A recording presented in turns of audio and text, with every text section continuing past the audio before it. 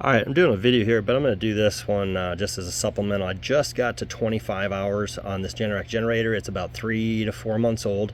I ran my 25 hours off in multi-run segments under load just to get that initial run out of the way. When I pull these spark plugs out, look at these things. These look terrible. I mean, look at that. The threads on there are just full of like oil or grease or something. I'm just not thrilled with the look. And then I looked at that gap and she sure looks bad. So their spec on these are the Champion that they put in there at Generac. These are RC12 Yankee Charlies.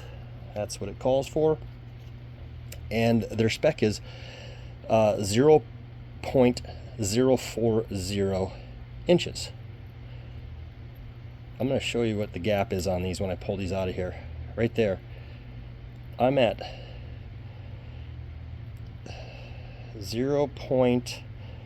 0.028 is the, I'm so tight I can't even pull that out of there. I mean, I can't go into the 30. It is so tight. Anyway, that was one of the spark plugs. And then where did I put the other one? I gotta test that one out too.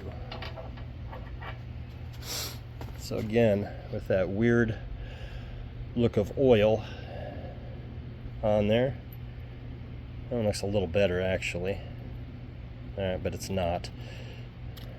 Perfect. Alright, so that's a lot better, but it's nowhere near their own spec. So I'm at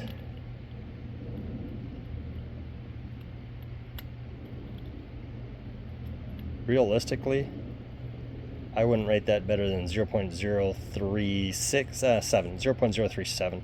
So they're off on their own spark plug settings. Right out of the gate, out of the factory.